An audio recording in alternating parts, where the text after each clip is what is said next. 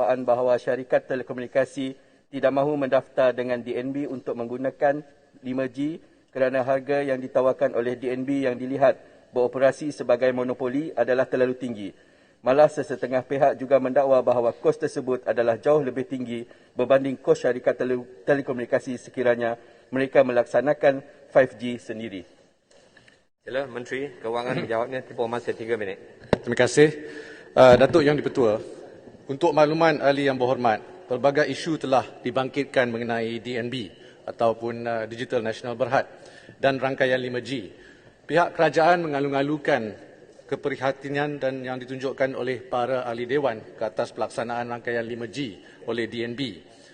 Pihak kerajaan seperti ahli-ahli dewan juga mengharapkan pelaksanaan 5G dapat dilakukan dengan cekap dan lancar dan membawa manfaat kepada semua pihak berkepentingan. Ini adalah kerana 5G adalah pemboleh daya ataupun enabler untuk menambah baik kesejahteraan rakyat dan mempertingkatkan daya saing negara. Pada masa yang sama, ia juga akan menggalakkan pelaburan berasaskan teknologi dari dalam dan luar negara ke negara ini. Datuk Yang di-Pertua, pandemik COVID-19 telah menunjukkan kepada kita betapa perlunya akses yang adil dan saksama kepada rangkaian berkelajuan tinggi, terutamanya di kawasan perkampungan dan pedalaman negara. Ini termasuklah liputan luas mampu milik bagi rakyat dari setiap lapisan masyarakat seiring dengan semangat keluarga Malaysia.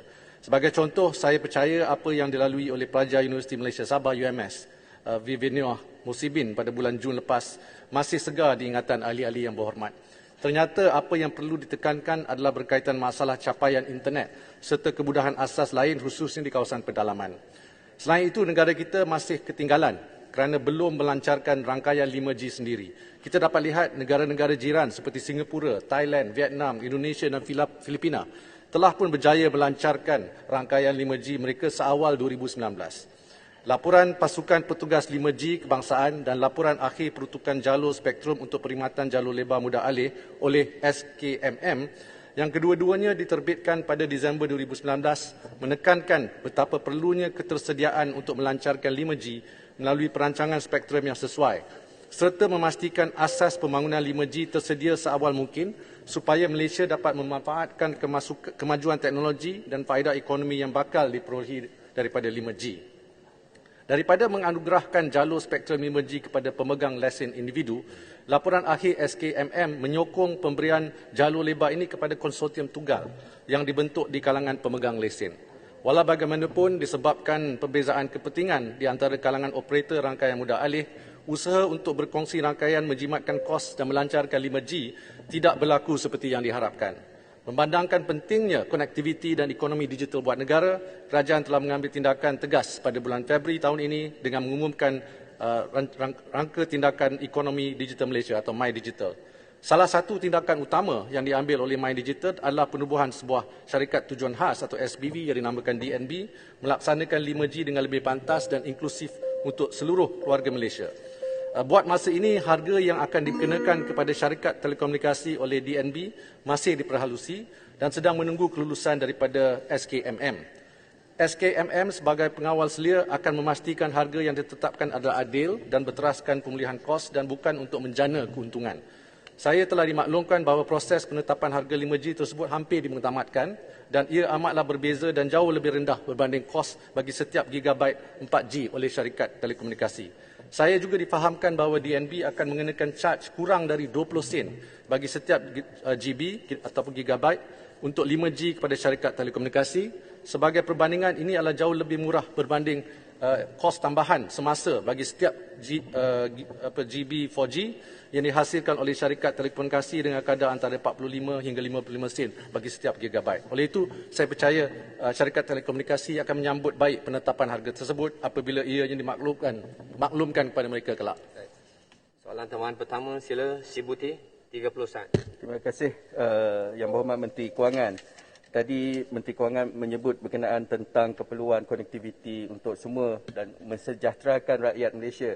Jika DNB menjual harga borong 5G bagi setiap data GB pada harga yang jauh lebih rendah daripada kos 4G yang dikenakan oleh syarikat telekomunikasi sekarang, adakah harga perkhidmatan 5G kepada rakyat pada masa hadapan adalah kurang daripada kos penggunaan 4G sekarang? Dan juga saya ingin mendapatkan pandangan yang berhormat. Berapakah suntikan yang diberi oleh kerajaan bagi pengoperasian DNB bagi tempoh 10 tahun akan datang? Sila Menteri. Terima kasih. 2 minit Untuk maklumat ahli yang berhormat, jawapannya ya.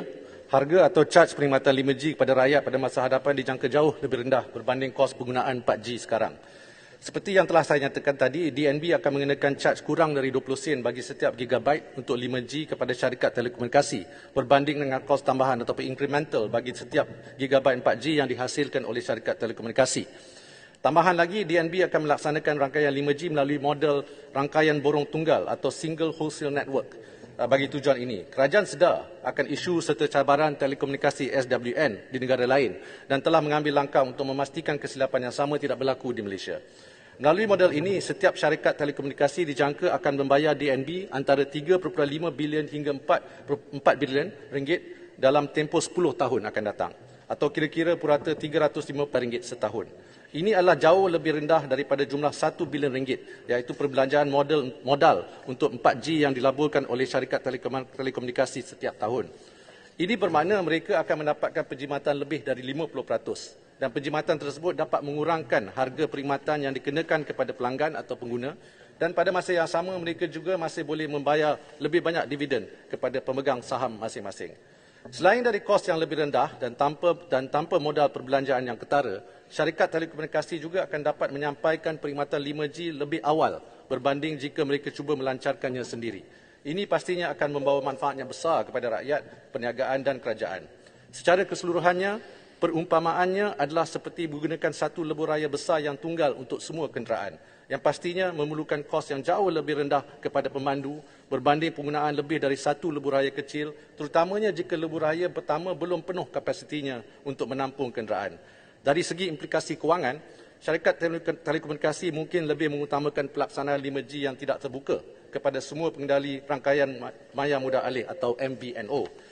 Ini adalah kerana syarikat telekomunikasi dapat mengekalkan kedudukan mereka terutamanya dalam memastikan margin keuntungan terus terjamin. Sebaliknya, model yang digunakan oleh DNB akan mendorong syarikat telekomunikasi untuk bersaing dari segi harga, produk dan perkhidmatan kerana mereka telah jimat dari segi modal penyediaan infrastruktur yang telah pun disediakan oleh DNB. Yang paling penting, rakyat akan dapat menikmati kelajuan yang dijangka 100 kali ganda lebih pantas dengan harga yang sangat berpatutan. Pada masa yang sama, syarikat telekomunikasi juga masih boleh mengekalkan kadar keuntungan mereka. Telefon baharu percuma untuk semua. Pilih mana satu anda suka tanpa perlu kelulusan atau pendahuluan. Padankan dengan pelan pascabayar tanpa had terbaik kami.